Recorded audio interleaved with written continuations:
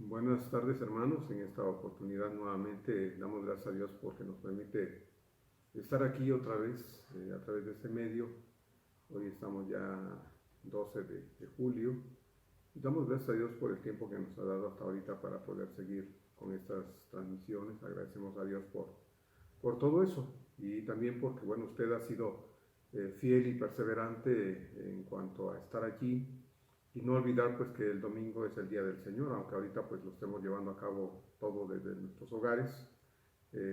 Gracias a Dios por su perseverancia y su insistencia en estar ahí.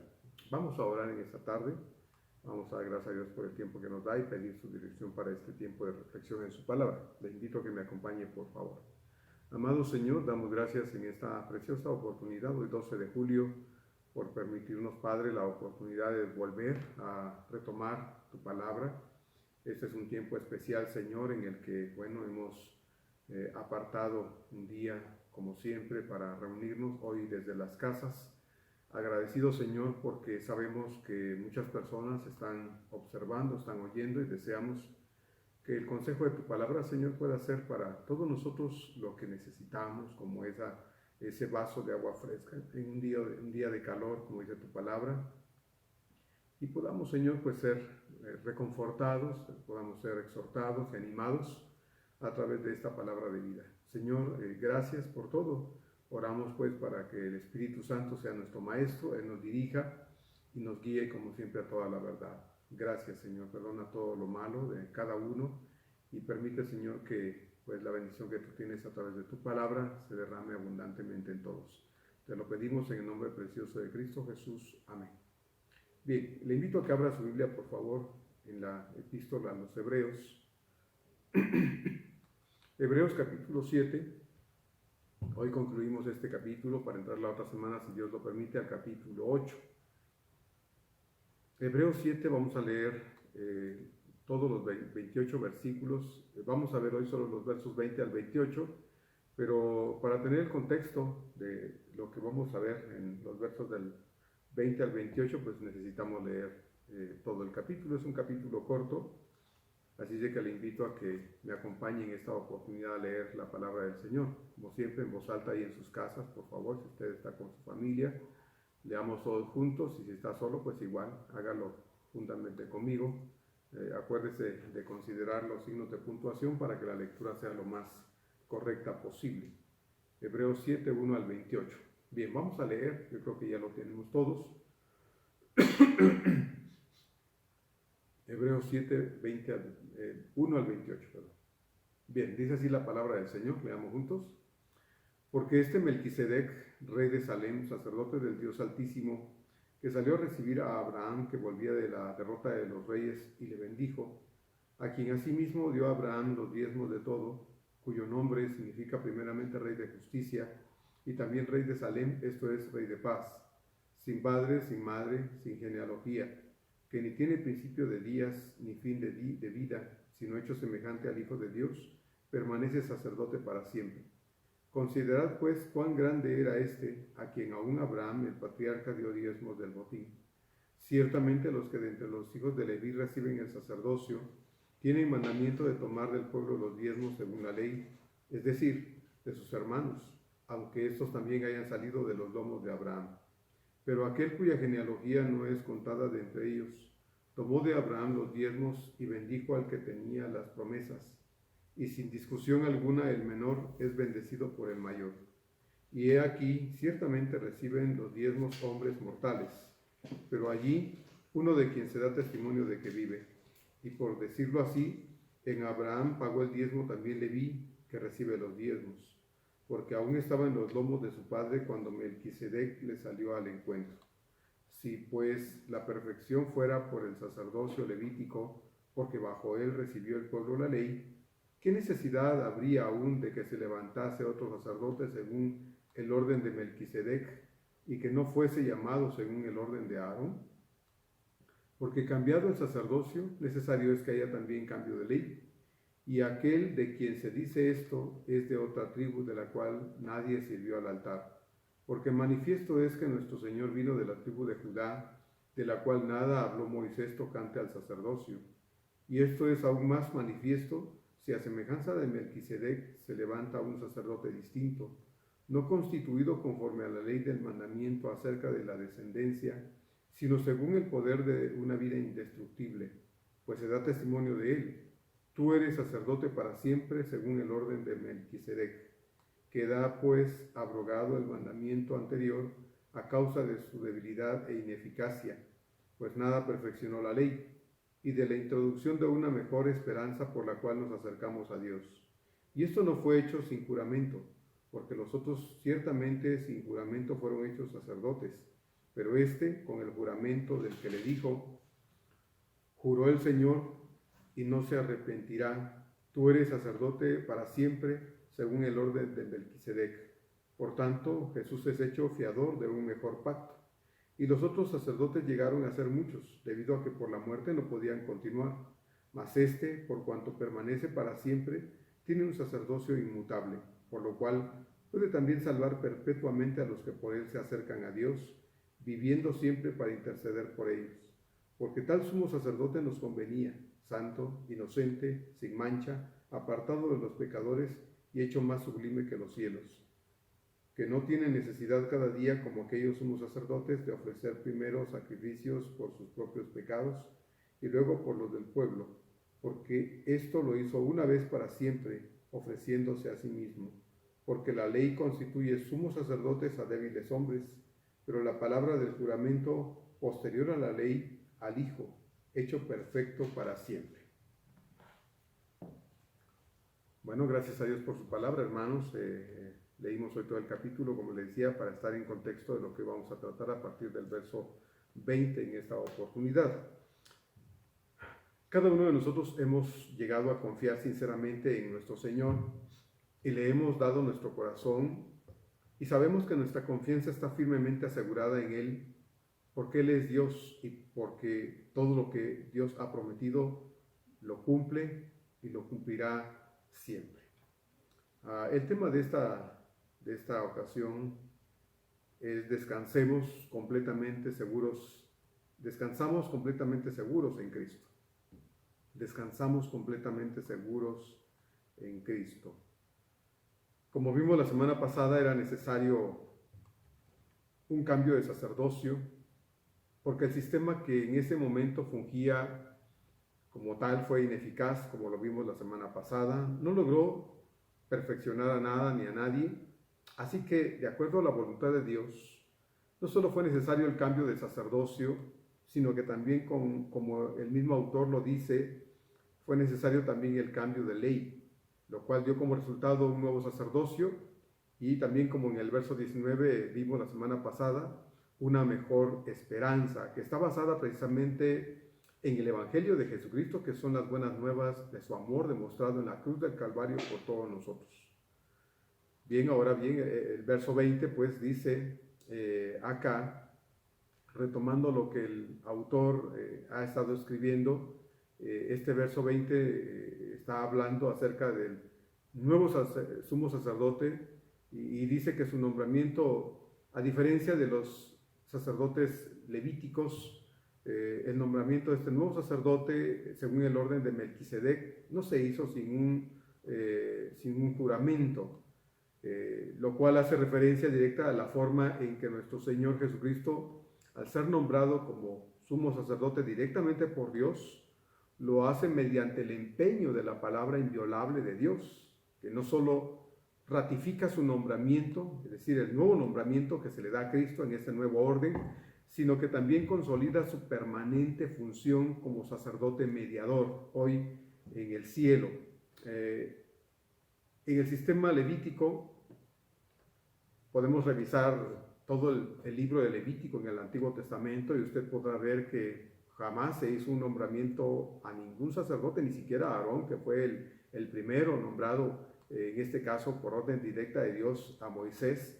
No hubo ningún nombramiento sacerdotal bajo juramento, ¿no? Todos los que fueron sumos sacerdotes y sirvieron en el sacerdocio fueron nombrados conforme a la suerte que se echaba para ver de cuál de las familias aarónicas, que son las únicas que podían desempeñar el servicio sacerdotal, serían designados para tal función. Pero en el caso de nuestro Señor Jesucristo, como ya lo hemos estado viendo acá, hermanos, no hubo ninguna suerte, no se echó suerte, no se tuvo que poner al lado de otros sacerdotes para ver si era elegido para esa función, sino más bien, dice aquí el escritor, que fue un nombramiento directo bajo juramento. Y porque este juramento lo hizo Dios mismo, entonces este nombramiento es en todo caso superior, en todos los sentidos, a la sucesión levítica, que era la que se practicaba cuando se nombraban y se elegían a los sacerdotes y a los sumos sacerdotes. Entonces el verso 20 pues nos está diciendo acá que esto no se hizo sin un juramento apropiado. Deja claro entonces que, a diferencia de los otros sacerdotes, hubo la necesidad de parte de Dios de nombrar a su hijo como sumo sacerdote bajo su palabra, bajo el cumplimiento de que su palabra era superior al establecimiento de los estatutos y lineamientos que la ley levítica establecía y regía en el caso de la elección de los sumos sacerdotes y sacerdotes dentro de la tribu de Leví. En el verso 21 podemos revisar que no se habla de ningún sacerdote, incluyendo a Aarón, a quien Dios hubiera constituido en ese puesto mediando su palabra a través de un juramento. Eso nunca pasó. Sin embargo, el escritor aclara que este Jesús, aquí en el verso 21, en quien sus lectores originales han puesto su confianza, han creído, no es solo un sacerdote, sino además es más que un sacerdote, dice él, un sacerdote perfecto que cumple con su función intercesora mediante el derecho que tiene de estar en la presencia del Padre ahora, abogando por cada uno de nosotros. Así que cuando el escritor escribe entonces a los hermanos originales que fueron los receptores de esta carta, les hace o trata de hacerles ver que ha valido la pena bajo cualquier circunstancia permanecer fieles bajo el cuidado, la mediación, el señorío de este Jesús, y que va a valer la pena continuar bajo ese señorío, bajo el cuidado mediador de este Cristo bendito hasta la muerte, si fuera necesario. Hemos estado insistiendo en ello porque, como les he dicho, hermanos, la epístola originalmente se escribió a gente que estaba pasando por un tiempo muy crítico, ¿verdad? Tentados en un momento dado, bajo las presiones difíciles que estaban ellos experimentando, incluyendo la muerte de muchos de ellos, porque era una época de persecuciones y de asesinatos contra los creyentes.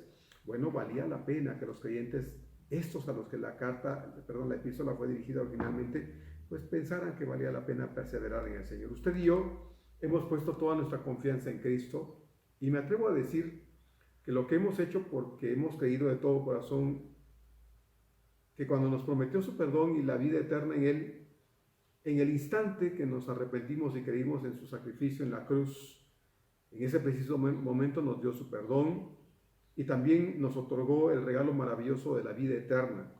Y ese perdón recibido, hermanos, a través de la fe y el arrepentimiento, y esa vida eterna son completamente seguros, porque lo dijo Él, y Dios, hermanos, no miente. No miente. Dios no miente de ninguna manera. Entonces, podemos estar tranquilos en ese aspecto. Vamos a profundizar un poquito más, insistir un poquito más en un instante acerca de estas cosas, porque me parece que es importante y necesario, hermanos, que en tiempos difíciles como los que vivimos, nosotros tengamos plenamente el convencimiento de que al haber puesto nuestra confianza en el Señor, nosotros, hermanos, estamos seguros completamente en Él, y la eternidad dada a través de Cristo, porque Él es el garante de esta eternidad, como lo vamos a ver también casi al final, en realidad, hermanos, es algo seguro y que tenemos, que poseemos, porque ha sido palabra de Dios. Y como le digo, Dios no miente. El autor vuelve por tercera vez a citar el Salmo 110, verso 4, ya lo había hecho precisamente en el capítulo 5, verso 6, en el capítulo 7, verso 17 que vimos la semana pasada, y ahora pues lo hace de nuevo en este verso 21 que estamos examinando, y lo hace para reafirmar que este Jesús de quien él está hablando, de este Jesús de quien él está tratando en esta epístola, no es cualquier sacerdote. No, Cristo Es el más grande sacerdote que todo cristiano pueda hoy tener y que está cumpliendo hoy por cada uno de nosotros con una función vital, necesaria e imposible que otro lo pueda hacer por él. Porque, hermanos, ya lo sabemos, nuestro Señor se basta a sí mismo, Él no necesita ayudantes de ninguna especie, de ninguna clase. El Señor no necesita que nadie le eche la mano para estar en la presencia del Padre abogando por nosotros. Eso lo hace Él por sí mismo y es suficiente para eso. Así es de que todo mediador fuera de Cristo queda descartado. Aun cuando allá afuera en la religiosidad se enseña que son necesarios, bueno, no es cierto, la Biblia enseña que solo hay un mediador entre Dios y nosotros, es Jesucristo. 1 Timoteo 1:5 lo dice con toda claridad y nosotros necesitamos tener seguro que habiendo sido Él el que ascendió al cielo después de haber triunfado sobre la muerte y sobre la cruz, sobre el pecado, hermanos, ahora está a la diestra del Padre haciendo una función muy particular para la que Él, hermanos, se basta a sí mismo. En la cita del Salmo 110:4 dice David: juró el Señor y no se arrepentirá. Como les digo, es la tercera vez que el autor cita este Salmo 110:4 aquí en este verso 21, dice, y no se arrepentirá. La palabra de Dios, hermanos, es inmutable. Es decir, esa palabra no cambia, no muda, no es otra con el tiempo, va a ser siempre la misma. El Señor lo dijo, el cielo y la tierra pasarán, pero mis palabras no pasarán. Usted y yo podemos confiar y podemos descansar completamente en la palabra bendita y fiel de Dios, sin el más mínimo temor, hermanos, de que haga algo distinto de lo que nos ha ofrecido, de lo que nos ha prometido, porque Dios, hermanos, no dice una cosa ahora y hace otra después. Esa es una actitud humana, pero no la actitud de Dios. Números 23:19 es muy claro cuando dice que Dios no es hombre para que mienta, ni hijo de hombre para que se arrepienta. Y luego dice, Él dijo y no hará, habló y no lo ejecutará. Esto nos dice, hermanos, acerca de la seguridad y la veracidad de Dios. Cuando Él dice una cosa, la debemos creer con todo nuestro corazón, porque Dios lo dice. Hermanos, la palabra de Dios es absolutamente segura entonces, y si usted y yo hemos creído en el Señor, si usted y yo hemos puesto nuestra confianza en Él, usted y yo debemos vivir seguros y debemos vivir en absoluta paz de que lo que Dios dijo con respecto al perdón que nos ofrecía mediante la persona de su Hijo Jesucristo, habiendo creído en Él con todo nuestro corazón y habiendo recibido de Él el perdón de nuestros pecados y la salvación, hermanos, son absolutamente seguros. Y lo digo así, hermanos, con todas sus letras, porque nada ni nadie nos debe hacer pensar distinto de lo que la palabra de Dios expresa con tanta claridad y con tanta certeza. Entonces, necesitamos pues aferrarnos a la palabra de Dios en aspectos como este. Oigo, hermanos, y siento pues tanta tristeza a veces cuando oigo a algunos hermanos, a muchos hermanos que con tanto miedo hablan de su salvación, como si lo que Dios ofreció no se fuera a cumplir, como de algo que no pueden estar seguros de poseer, porque les han enseñado y metido en su cabecita, en su mente, en su corazón, hermanos, que deben andarse con mucho cuidado, porque de lo contrario pueden perder la salvación. Y se usa la misma escritura, tristemente, para enseñar algo que Dios no está diciendo en ninguna parte. Son algunos pasajes, muy pocos pasajes a la luz del contexto general del tema de la seguridad y la salvación, hermanos, muy poquitos pasajes en la Biblia que se usan para decir que la salvación no es algo seguro. Y aunque a veces parece que literalmente está diciendo eso, necesitamos tener la capacidad de hacer un análisis contextual, un análisis profundo de lo que está diciendo la Biblia para darnos cuenta de que en realidad no es lo que está aparentemente queriendo decir algunos textos que se usan indiscriminadamente, hermanos, y fuera de su contexto para enseñar verdades o cosas que no son verdades, sino errores doctrinales que tienen en jaque a muchos hermanos, lamentablemente, y como le digo, ¿verdad? Viven una vida de miedo, no pueden vivir una vida de paz y tranquilidad porque pues no están seguros acerca de su salvación. Entonces, solo estos pasajes que se usan son usados de pretexto para enseñar cosas que Dios no está enseñando. Si no perseveramos fielmente, si no obedecemos al pie de la letra las escrituras, si pecamos, si no diezmamos, si no damos dinero, si no cumplimos con esto y aquello, entonces, según estas personas, dice, podemos perder la salvación. Para muchos cristianos sinceros, el vivir su fe, por esta misma razón, hermanos, lamentablemente, se ha vuelto más una especie de tortura espiritual que un gozo y una bendición. ¿Qué sentido tendría que Dios nos diera algo para vivir aterrados, preocupados, decir, hoy lo tenemos, mañana no? Mire, hermano, Dios no está borrando nombres y escribiéndolos otra vez, borrando nombres y escribiéndolos otra vez. No, hermano, eso no existe. La Biblia dice que nuestros nombres han sido inscritos o escritos en el libro de la vida, y eso ha sido hecho con la sangre bendita de Cristo, y la sangre de Cristo, hermanos, es imborrable. No debemos vivir con ese miedo, pero desgraciadamente hay mucha gente viviendo así. Se ha vuelto más una tortura que un gozo y una bendición, porque viven con el constante miedo de que sucederá al final lo que tanto miedo tienen, de que no puedan entrar al cielo. ¿Qué diferencia hay entonces, hermanos, entre nosotros, los que decimos creer en las Escrituras y tener fe en el Señor, y aquellos que dicen que solo 144,000 entrarán al cielo? Por eso están ahí trabajando duro y haciendo esto y lo otro, porque quieren ser de esos 144,000. Hermanos, ¿qué diferencia hay? Pues no la hay. Yo le pregunto a usted hoy, ¿en dónde está puesta su esperanza? ¿En dónde está puesta su fe? ¿En la opinión de los hombres o en la palabra inmutable de este Dios que no miente? Cuando yo o alguien, ¿verdad?, le prometamos algo, o cuando nos prometemos algo mutuamente, cuando nos ofrecemos algo entre nosotros los seres humanos, cuando damos nuestra palabra o nos dan su palabra respecto a algún asunto en la vida, entonces sí, preocupémonos, porque esa es la palabra, la promesa de alguien igual a nosotros, otro ser humano, de una persona imperfecta, de una persona defectuosa como usted y como yo. Entonces sí, preocupémonos, porque esa persona nos puede fallar, pudo habernos mentido, puede defraudarnos. Pero cuando hablamos de Dios, hermanos, y su palabra, cuando vemos en la Biblia que Dios nos ha hecho promesas, entonces confíe en Él. Porque como dice aquí el texto que el autor cita del Salmo 110:4, juró el Señor, dice, y no se arrepentirá. ¿Sí? Juró el Señor y no se arrepentirá. En el caso de los creyentes, los primeros receptores de esta epístola, ellos debían confiar que este Cristo, su sumo sacerdote eterno, era superior a todo aquello que ellos habían abrazado antes de creer en Él.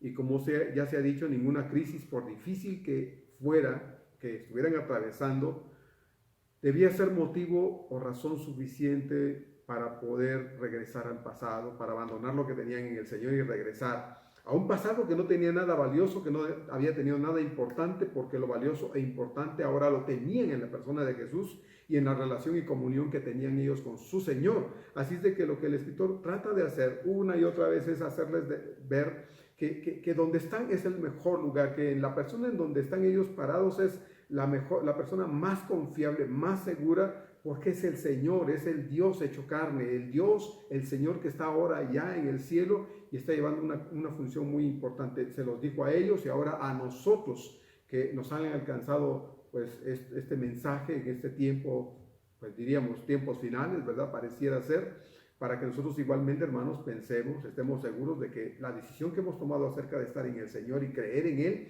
ha sido la mejor decisión que hemos podido tomar. La perseverancia, por eso mismo, hermanos, es algo que los creyentes debemos considerar con suma responsabilidad, con suma seriedad. Es tan importante de nosotros en nuestra comunión diaria con el Señor, hermanos, que al igual que con estos creyentes originales, de la epístola en su origen, no deberíamos vacilar, no deberíamos andar por el camino de la fe con ninguna inseguridad, porque como bien ustedes ya lo saben, y lo hemos dicho, hermanos, tantas veces, y ahora lo vuelvo a decir en este medio, si para alguien la vida cristiana, hermanos, es algo tan fácil de vivirse, tan cómodo de llevarse a cabo, si para alguien la vida cristiana ha llegado a resultar así, es para nosotros, para usted que me está viendo, para usted que me está oyendo, y para mí, los cristianos de este tiempo. Al menos aquí en nuestro país, aquí en México, aquí en esta gran ciudad, en la Ciudad de México, para nosotros los creyentes vivir la fe es algo bien fácil. Nadie nos persigue, nadie nos amenaza. Aquí nadie nos presiona de ninguna manera, aquí nadie se mete con nosotros, hermanos, para dañarnos, hacernos algo, no. Aquí nadie te quema tu casa, ¿verdad? Aquí nadie te echa a perder tus cosechitas, aquí nadie te quita la vida por ser un cristiano. No, hermanos, aquí no pasa eso. Pero esto que es una bendición se ha transformado lamentablemente, hermanos, en un tropiezo para muchos cristianos. El exceso de tanta facilidad de una fe que no implica peligros, que no implica la muerte, que no implica persecuciones y todas esas cosas, ese tipo de cristianismo para muchos en nuestro contexto se ha vuelto, hermanos, un tropiezo. A muchos cristianos los ha transformado en cristianos fríos, otros se han hecho tibios en su fe, otros se han hecho indiferentes, ¿verdad? Son insensibles a la voz de Dios, no penetra la palabra de Dios en sus vidas.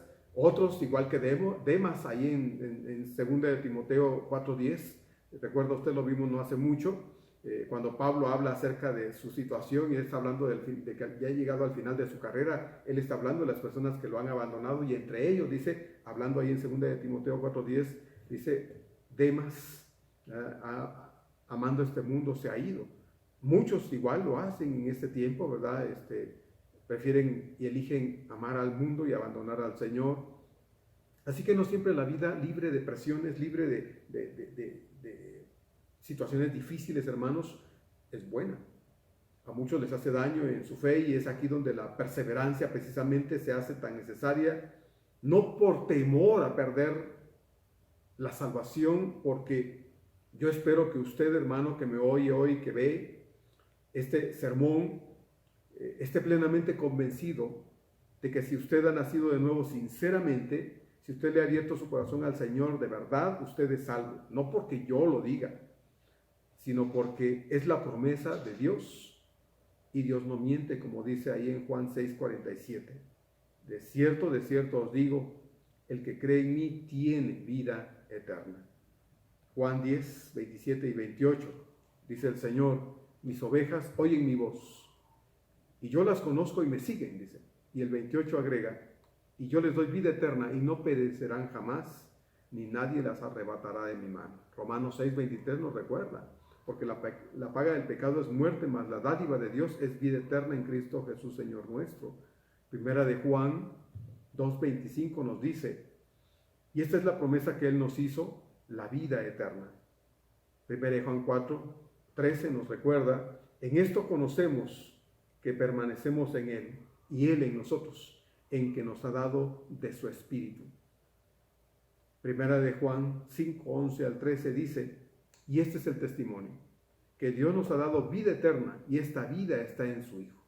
El que tiene al Hijo tiene la vida, el que no tiene al Hijo de Dios no tiene la vida. Y el verso 13 dice, estas cosas os he escrito a vosotros, que creéis en el nombre del Hijo de Dios. Y luego dice, para que sepáis que tenéis vida eterna.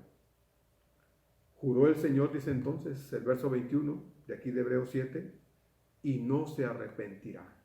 Si Dios lo dice, hermanos, se hace, téngalo por seguro. Y por si esto fuera poco, agrega en el verso 22 entonces lo siguiente. Por tanto, Jesús es hecho fiador de un mejor pacto.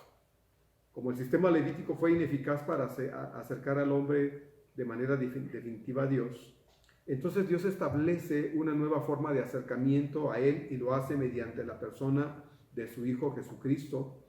Y la forma de este acercamiento solo podía ser a través de su sacrificio sustitutorio en la cruz del Calvario. Los sacerdotes levitas cumplieron parcialmente con el sistema de sacrificios y ofrendas para lo que Dios los había puesto delante del pueblo. Pero ya sabemos que aún haciendo exactamente todo lo que la ley de ceremonias y ritos les exigía, ellos solo eran medios ineficaces e imperfectos de un sistema que cumplía externamente, hermanos, con todos esos requerimientos, pero que de ninguna manera podían traer al hombre a una perfecta comunión y relación con Dios en lo interior de su ser. Por todo esto es que en el párrafo anterior que vimos la semana pasada vimos que fue necesario la abolición del sistema sacerdotal y por lo mismo también de la ley que regía todo ese sistema. para dar lugar a otra forma de acercar al hombre a Dios, y la única manera de lograrlo era mediante el sacrificio sustitutorio, perfecto e irrepetible de Cristo en la cruz del Calvario. Mediante este sacrificio, Dios establece un nuevo pacto o testamento. Sí. Este sacrificio de Cristo introdujo un nuevo pacto o testamento, del cual dice aquí este verso, Cristo mismo es hecho fiador, ¿verdad?, o garantía. Hablando de esto, dice el teólogo Carroll o Gillis, la prueba de que existe este nuevo pacto entre Dios y los hombres es la persona y la obra de Jesús. Él es el fiador, la garantía de que existe este pacto, de que es un pacto adecuado, de que los términos del pacto han de ser cumplidos. Su vida de perfección, su obra de expiación en la cruz, su manifestación del amor de Dios, en fin, sus enseñanzas directas sobre el establecimiento del nuevo pacto y la abrogación del antiguo. En todo esto Jesús es la única garantía que necesitamos de que Dios ha hecho este pacto con los hombres. Así es, hermanos, como lo dice este hermano Carroll O'Gillis. Nosotros tenemos plena seguridad en el hecho de que no fuimos nosotros los que introdujimos un pacto, un acuerdo con Dios, como yo se lo he dicho a usted claramente. ¿Qué hay en nosotros que a Dios le puede interesar o convenir, en todo caso, el que entre en un pacto con nosotros? Por eso es que es antibíblico cuando oímos pacte con Dios, haga un pacto con Dios. Usted no le puede ofrecer nada a Dios. No hay nada en usted y en mí que a Dios le convenga, que a Dios le interese, como para que Él diga, me conviene hacer un pacto con esta gente. No, hermanos, no es así. El pacto lo introduce Dios, porque Dios es el que va a hacer todo y el hombre solo va a responder en fe y arrepentimiento sinceros a la invitación de Dios, quien da su palabra mediante este pacto para comprometerse de que cuando usted y yo hemos creído en Él, cuando el hombre cree en Él, Dios da la garantía de que lo que Él dice se cumplirá. De eso estoy hablando. Como he dicho hasta el cansancio, hermanos, Dios no miente. Romanos 3:4. Romanos 3:4 dice, antes bien, sea Dios veraz y todo hombre mentiroso. Entonces, por si aún persistía la duda respecto de nuestra seguridad eterna, el autor de esta epístola dice entonces que Jesús ha sido hecho nuestro fiador. En el texto original es la palabra eguos, que significa una garantía. Una garantía de que ninguna de las promesas hechas a nuestro favor dejarán de cumplirse. Como le dije hace un momento, mire, esto no es un asunto entre nosotros, usted y yo. Cuando usted y yo nos comprometemos a algo, puede que usted o yo fallemos, puede que los dos fallemos, porque es una cuestión entre nosotros, entre personas iguales en el aspecto humano, en el aspecto falible. Pero cuando vemos a Dios diciendo que ha hecho un pacto y ha introducido un nuevo pacto mediante la persona de su Hijo Jesús, usted y yo debemos tener mucha seguridad en esto, hermano, toda la seguridad del mundo, porque esto lo hizo Dios. Él nos da la garantía de que ninguna de las promesas que nos ha hecho dejarán de cumplirse. Hay un himno en nuestro himnario que así dice, todas las promesas del Señor Jesús son apoyo poderoso de mi fe. Mientras viva aquí cercado de su luz, siempre dicen sus promesas confiaré. Y esas promesas, hermanos, esa confianza en las promesas de Dios nos llevan al final de nuestra existencia, como la mayoría de los cristianos, digo la mayoría, ojalá pues pudiera decir todos, pero la mayoría de los cristianos, hermanos, han llegado al instante final de su existencia terrenal con la plena seguridad de que Dios, hermano, les va a cumplir al 100% lo que les prometió una vez esos ojos físicos se hayan cerrado. Usted y yo sabemos lo que un fiador es en el trato entre personas. El fiador es aquel que responde por usted o que responde por otra persona, ¿verdad? Cuando se pone en esa posición y esta otra persona incumple con su parte en un contrato, en un pacto. El fiador entonces tiene que salir a dar la cara precisamente por esta persona que ha incumplido.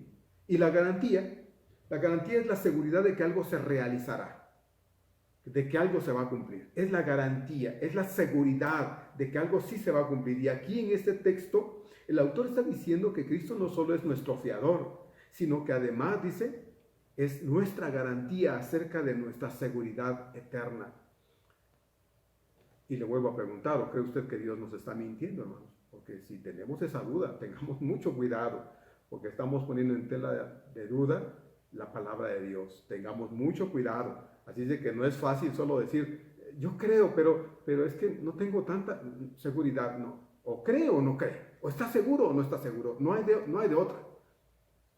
Si no cree, le hace falta creer, poner su confianza en Dios y tener el regalo de Dios, que es la vida eterna. Si no está seguro, póngase su seguridad en Cristo. Habiendo nacido de nuevo en Él, la seguridad de Cristo debe estar presente en nuestra vida. De eso es lo que estamos diciendo acá, porque pudiera ser que después de tanto oír que nuestra salvación peligra a causa de nuestra conducta, de nuestra manera inconsciente o muy conscientemente, hemos llegado a creer, hermanos, probablemente, ¿verdad? De tanto que nos han dicho, nos lo hemos llegado a creer tanto que es difícil que nos muevan de ahí. Entonces seguimos viviendo una vida de inseguridad, de miedo, de terror, de que al final de mi existencia yo no me vaya con Dios, porque me porté mal, porque no hice lo que debía, porque esto y el otro. Entonces, si así piensa, si usted así llegara a creer de verdad, pues la verdad, hermanos, que tiene un gran problema. Porque ha dejado de creer en las Escrituras por creerle a los hombres. Y entonces pudiera ser que al final de verdad no pueda encontrar lo que tanto desea encontrar. Efesios 1, 13 y 14 nos recuerda lo siguiente. En él también vosotros, habiendo oído la palabra de verdad, el evangelio de vuestra salvación, y habiendo creído en él, dice, fuisteis sellados con el Espíritu Santo de la promesa. Y luego dice el verso 14, que es las arras de nuestra herencia hasta la redención de la posesión adquirida para alabanza de su gloria. Nosotros, hermanos, tenemos la plena garantía, esto implica la palabra arras, y la herencia, la posesión de una herencia que ya es nuestra. Y además dice el verso 14, de la redención de la posesión adquirida por medio de Cristo, claro está.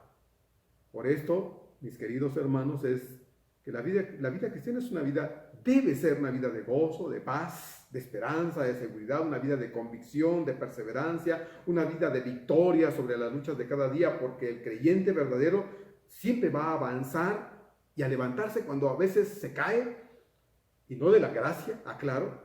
Cuando ese creyente se cae porque es débil, porque es flaco, porque es susceptible a todas las cosas que lo rodean, no somos inmunes al pecado y a las pruebas de cada día, hermanos. Y un ejemplo claro es nuestro tan amado Pedro, ¿verdad? El apóstol Pedro.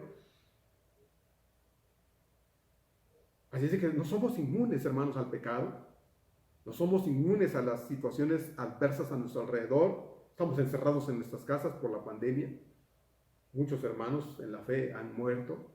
Siervos de Dios ya no se adelantaron por esta situación. No somos inmunes, hermanos. Pero el creyente debe vivir una vida de gozo y de paz, de esperanza y seguridad, de convicción y perseverancia, de luchas constantes y de victorias diarias sobre todas las cosas. Por todo esto es que el escritor dice que Jesús es hecho fiador de un mejor pacto. Él es la garantía, hermano, de que lo que tenemos nos pertenece, de lo que Dios nos ha dado, no nos los va a quitar y se lo va a dar a alguien más. No, hermano, Dios no hace eso. Los versos 23 y 24 entonces nos hablan de que en el sistema levítico la lista de sacerdotes era interminable, porque todos al final de un proceso de servicio, hermanos, se morían o estaban tan viejitos que ya no funcionaban, y entonces decían, hermano, amiguito, fulanito de tal, mira, ya no das el ancho, ya no puedes ni caminar, mejor vamos a nombrar un nuevo sacerdote, un nuevo sumo sacerdote. Y bueno, entonces venía el sistema, ¿verdad?, por el medio del cual se elegían sacerdotes, nuevos sumos sacerdotes, y estos se iban, porque ninguno de ellos era un sacerdote permanente. Nadie tuvo la permanencia, porque al final todos los sacerdotes eran solo débiles hombres, como lo va a decir enseguida el autor, pero no Cristo. Cristo era distinto. Cristo no era igual que estos sacerdotes terrenales. Siendo el sumo sacerdote perfecto, fue designado por Dios en un nuevo sumo sacerdocio de una clase, como ya lo vimos, distinta, porque como ya lo leímos reiteradamente en el Salmo 110:4, Dios mismo le juró que Él es sacerdote para siempre. Todo hombre, hermano, tenemos fecha de caducidad, ¿sí? Ha visto los productos, ¿verdad? Los productos, los imperecederos, regularmente traen en la etiqueta, ¿verdad? En la lata, en el empaque, fecha de caducidad. Nosotros también tenemos fecha de caducidad, hermanos. No sabemos cuándo expiraremos. Eso no lo sabemos. Pero lamentablemente así es. Pero ¿sabe qué? No nuestro Señor. Pues su función sacerdotal es, a diferencia de la de Aarón, que era un sacerdocio con caducidad, a diferencia del sacerdocio de Aarón, el sacerdocio de nuestro Señor iba a ser un servicio permanente, un servicio eterno. Y además, dice el autor, su sacerdocio es inmutable, lo cual no específicamente quiere decir que es algo inalterable, aunque la palabra parezca indicarlo. Más bien, la expresión inmutable indica, de acuerdo al original, que es una función que no va a pasar de una persona a otra. Porque de acuerdo a la promesa hecha de Dios a su Hijo Jesucristo, nadie puede infringir, nadie puede sustituir ni ocupar de ninguna manera su lugar como sacerdote. Y nadie puede de ninguna manera desempeñar su función como sacerdote mediador entre Dios y nosotros, porque Él es un permanente sacerdote, un eterno sacerdote, y ya no hay necesidad de pensar en un sustituto, en alguien que pueda, hermanos, ir y sustituirle, ir y ocupar su lugar, porque la función del nuevo sacerdote, de acuerdo al orden de Melquisedec, que es nuestro Señor, iba a ser eterno. Y esto es así porque la única razón que habría para que otro ocupara su lugar, hermanos, para que otro desempeñara su función sacerdotal en este nuevo orden, sería que él muriera, ¿verdad? Como sucedía con el orden aarónico. Pero claro está que la muerte ya no tiene ningún poder sobre él.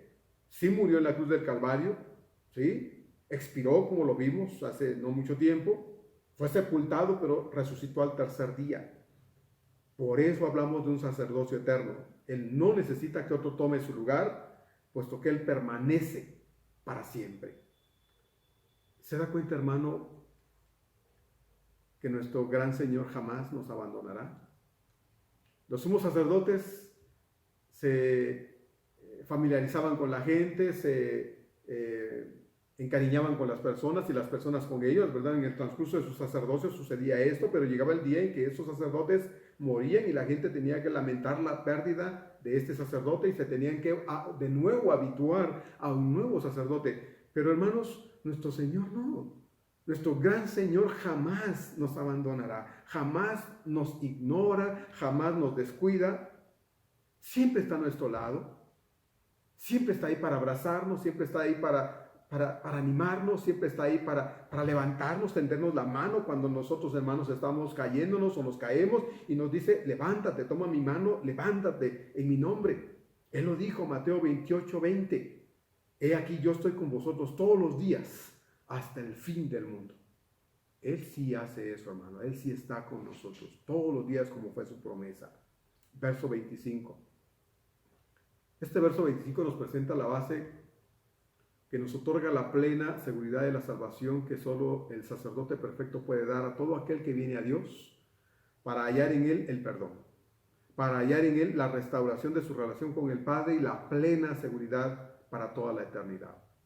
He insistido mucho en este asunto de la seguridad eterna, hermanos, porque creo fehacientemente, basado 100% en las Escrituras, que todos los que hemos venido a Cristo, hemos recibido de Él no una salvación temporal, no una salvación condicional, no una salvación que depende de nuestros actos y de nuestra conducta, porque claro lo dice Efesios 2:8 y 9, no es por obras, y obras de ninguna clase, hermanos, de ninguna especie.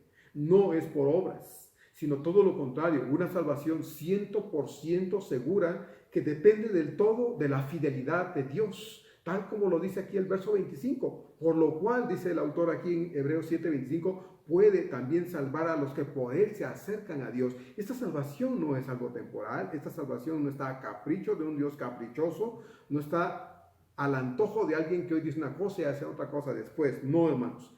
Es la palabra de Dios y no solo tenemos absoluta salvación en Cristo, sino que además ahora tenemos en Él un seguro intercesor. uno que nos defiende del acusador, ¿sí?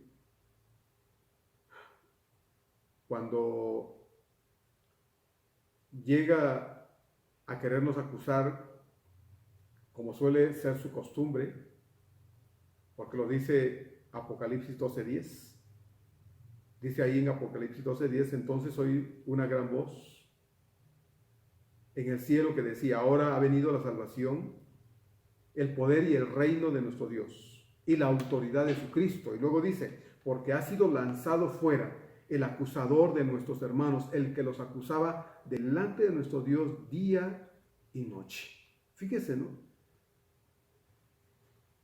Es el trabajo del enemigo, acusarnos. Muchas veces, hermanos, justificadamente. Porque desgraciadamente esta carne débil, esta humanidad, hermanos, es tan susceptible a lo malo y tan inclinada a ello, lamentablemente, como decía Pablo en Romanos capítulo 7, hablando de su propia condición humana, que muchas veces, hermanos, le estamos dando armas al enemigo para ir, que vaya y diga, ya ves cómo se porta, ya ves cómo es, ya ves cómo vive. Si lo hizo con Job, ¿se acuerda usted? Ah, sí, fue queriendo incriminar a Job de algo que no era cierto. Y si lo intenta, hermanos, diciendo mentiras delante de quien sabe todas las cosas, hermano, qué triste es cuando nosotros le damos al enemigo herramientas para que vaya y nos acuse, como dice Apocalipsis 12:10, de día y de noche. Necesitamos vivir con mucha sabiduría, hermanos, esta vida, porque lo único que hacemos muchas veces es darle armas al enemigo para que vaya y le quiera, perdón por la expresión, pero le quiera restregar a Dios, hermano, la realidad de la vida que nosotros vivimos. Y eso no es justo. Pero también la función intercesora de nuestro sumo sacerdote perfecto tiene que ver con el hecho de que tal como hacían los sacerdotes levíticos cuando ofrecían sacrificios, lo hacían para alcanzar el favor de Dios en beneficio de aquellos por los cuales ellos ofrecían las ofrendas y los sacrificios. Pero como ya sabemos, por ser ellos sacerdotes imperfectos, todo cuanto hacían no era suficiente para alcanzar el favor absoluto de Dios. Así que tampoco el pueblo podía disfrutar del favor absoluto de Dios, porque todo cuanto el pueblo podía traer para que los sacerdotes lo ofrecieran a su favor, no era suficiente, porque jamás ellos pudieron, el pueblo, jamás ellos pudieron ofrecer un sacrificio perfecto a causa de su condición pecadora. Sin embargo, Cristo, como el sacerdote perfecto, ofreció un solo sacrificio que fue suficiente en favor de todas las personas, porque ese sacrificio perfecto y suficiente que él ofreció fue su propia vida al morir en la cruz por todos nosotros. Todas nuestras oraciones, hermanos, cuando oramos, cuando clamamos a Dios, todas nuestras oraciones son traídas delante del Padre por medio de nuestro intercesor bendito, porque tal como lo dice Romanos 8, 26 y 27, de igual manera dice aquí el apóstol Pablo, de igual manera el Espíritu nos ayuda en nuestra debilidad, pues que hemos de pedir como conviene, no lo sabemos. Pero el Espíritu mismo dice, intercede por nosotros con gemidos indecibles, y el verso 27 agrega, mas el que escudriña los corazones sabe cuál es la intención del Espíritu, porque conforme a la voluntad de Dios intercede, dice, por los santos. Pero también intercede no solo por los que hemos conocido a Dios, trayendo nuestras oraciones delante del Padre, para que estas oraciones que son imperfectas de nuestro lado lleguen de una manera adecuada a los oídos y al corazón de nuestro Padre Celestial. Pero como le digo, no solo intercede por nosotros los salvos, también intercede por los pecadores.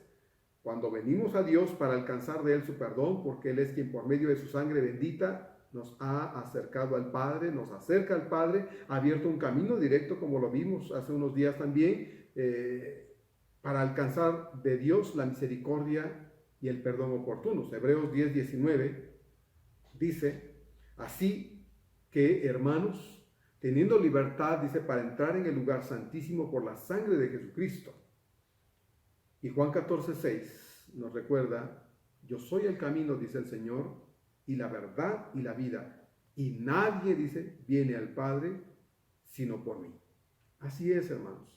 No hay otra forma de llegar al Padre, no hay otra forma en que el pecador encuentre el perdón de sus pecados, sino es a través de Jesucristo.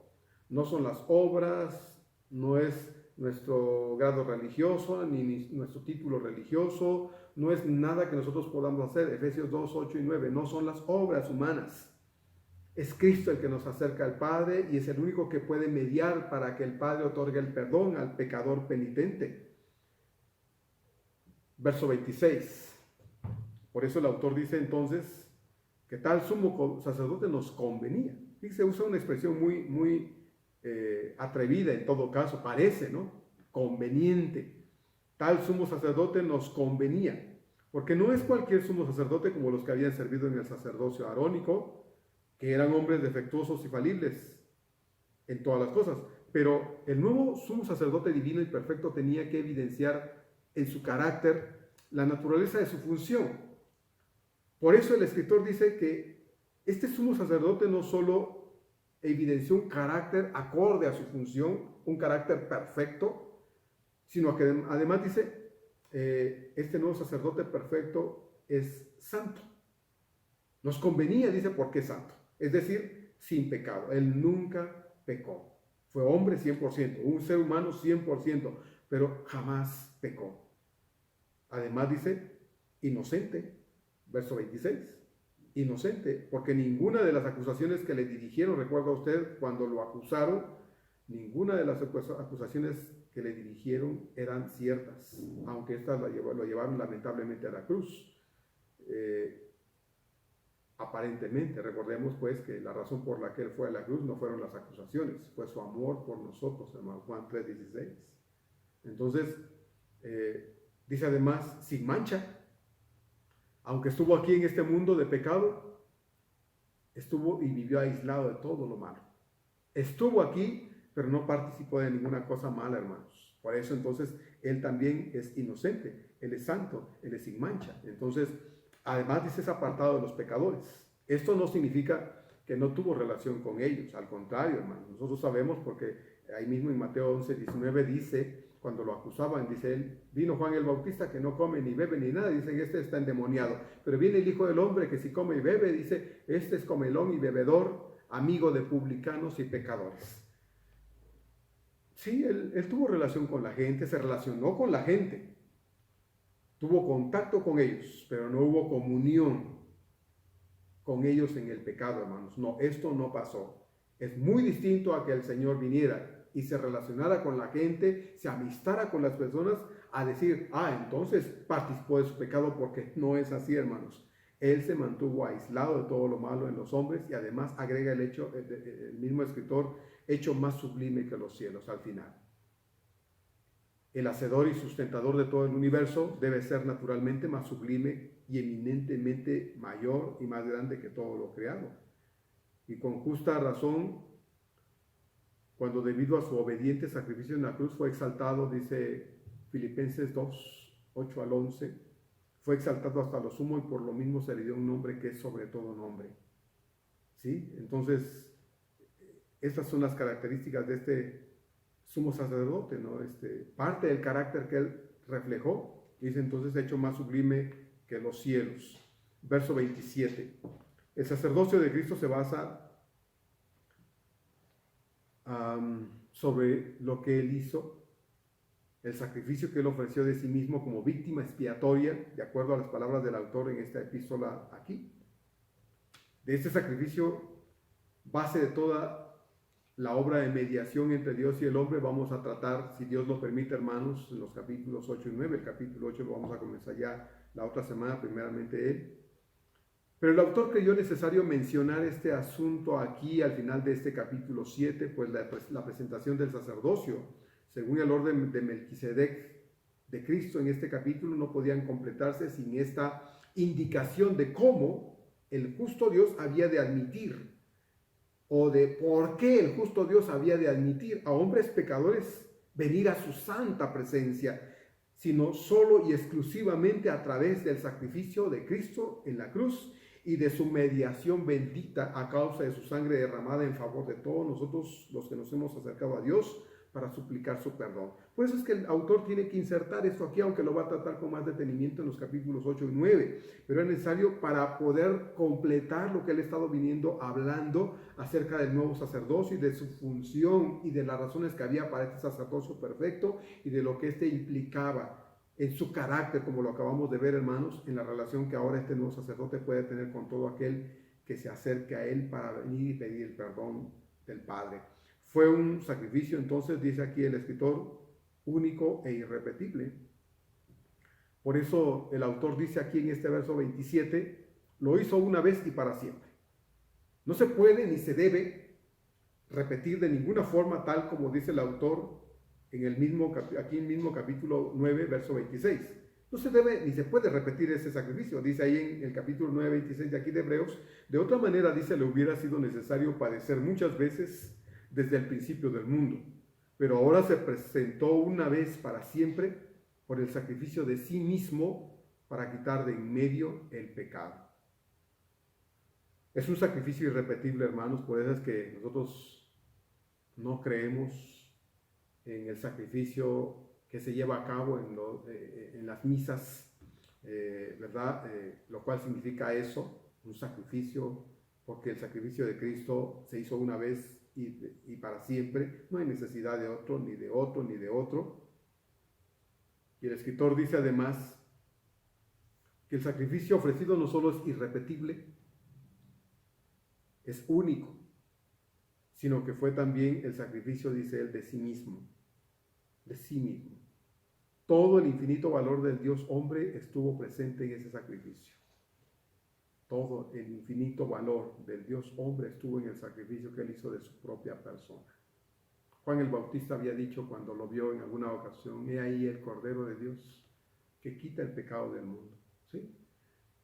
El Cordero debía separarse unos días antes de su sacrificio. Y de acuerdo a las leyes levíticas que establecían también los medios que se debían ofrecer, decía que debía ser un cordero perfecto. Perfecto en lo humano, ¿verdad? No debía estar enfermo, no debía... Dice ahí las características que debía tener el animal que debía ofrecerse. Pero Cristo, hermanos, no fue cualquier cordero. Él fue el cordero perfecto, como lo acabamos de ver. El cordero sin mancha y sin contaminación. Tal como lo expresa el teólogo Ernesto Trenchard al respecto, hablando acerca del sacrificio de sí mismo, dice el teólogo Ernesto Trenchard, dice esto: es cierto que la humanidad del Señor fue elemento imprescindible para que el hecho de la muerte se consumara, ¿verdad? No podría morir si no hubiera sido un hombre. Siendo Dios, sabemos, Él no muere, Él es eterno. Entonces dice Ernesto Trenchard que es imprescindible para que el hecho de la muerte se consumara, que Él fuera humano. Pero no lo es menos este hecho de la humanidad del Señor, no lo es menos que no podemos separar las dos naturalezas de la persona bendita de nuestro Señor Jesucristo. Fue su deidad que le capacitó para aguantar el golpe de la muerte y volver a la vida por la resurrección. Y es aquella misma deidad que presta valor sin límites a la obra de expiación. Así es. Nosotros necesitamos entender, hermanos, que el sacrificio de Cristo se hizo y fue necesario, como dice Filipenses 2, 8 al 11, que ya les mencioné hace un momento, no lo leímos por causa del tiempo, pero usted lo puede leer, es un pasaje muy hermoso, que habla acerca del Jesús que tuvo que dejar su gloria, ¿verdad?, su esencia divina, y venir y humanarse y estar con nosotros, venir y participar de esta condición humana sin ser un pecador. Fue necesario, hermanos, para poder experimentar la muerte por nosotros en la cruz del Calvario. Pero ahora ese mismo Cristo nos ofrece lo más grande que Él puede darle a una persona, y es el perdón de sus pecados y con ello la vida hermosa, la vida eterna.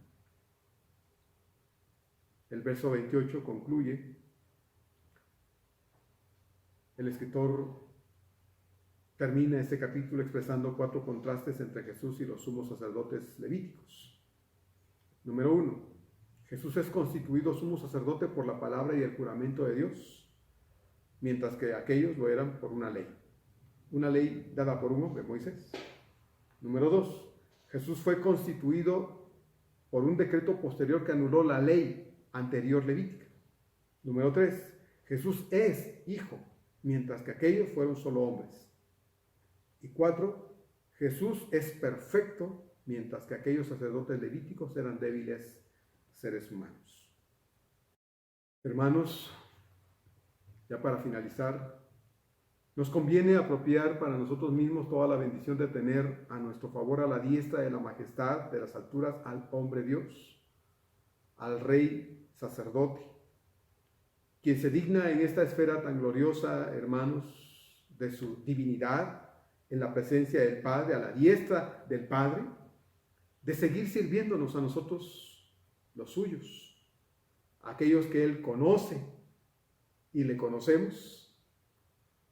Le place seguir sirviéndonos a nosotros, los suyos, tan realmente como se humilló allá en Juan capítulo 13, recuerda usted, cuando Él, despojándose de sus ropas, tomó el recipiente con el agua que estaba ahí para lavar los pies de las personas. Eso lo hacía el esclavo de menor valor entre los siervos. Nuestro Señor se humilló para hacer esa función y lavó los pies de sus discípulos. Como lo hizo aquí con sus discípulos, lo está haciendo ahora a la diestra del Padre, sirviéndonos a nosotros los que le pertenecemos de día y de noche. Nuestro corazón puede, hermanos, y debe descansar en paz. Claro que si nosotros lo decidimos, por supuesto, en base a lo que hasta ahora hemos tratado, hasta la saciedad acerca de nuestra seguridad eterna, entonces nuestro corazón puede y debe descansar en paz absoluta en la gloriosa obra hecha por nuestro Señor.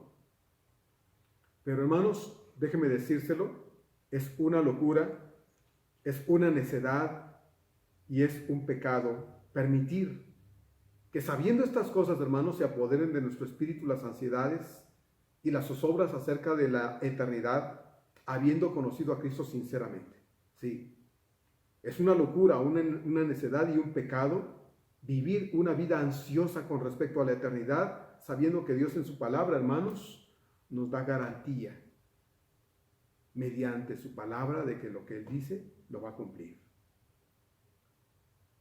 Y es además una locura, una necedad y un pecado permitir que nuestro corazón se llene de temor y angustia, de esa angustiosa intranquilidad por las adversidades y los problemas de la vida terrenal, cuando actúa a nuestro favor un sumo sacerdote tan compasivo y poderoso y tierno y paciente, quien anhela mandarnos el oportuno socorro todas las veces que usted y yo clamamos a ese Dios eterno.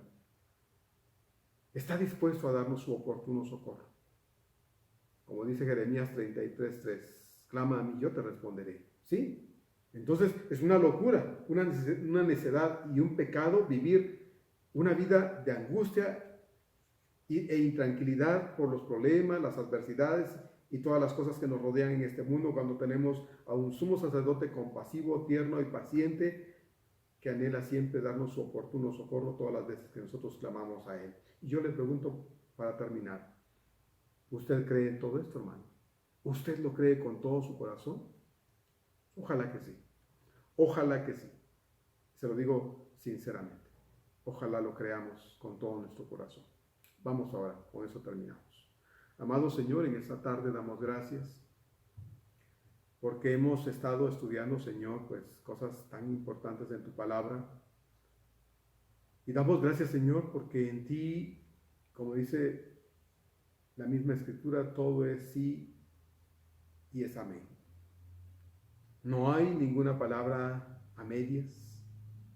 No hay medias verdades en tu palabra, Señor. Todas son verdades. Y todas esas verdades son para nosotros los que hemos creído en ti con todo nuestro corazón.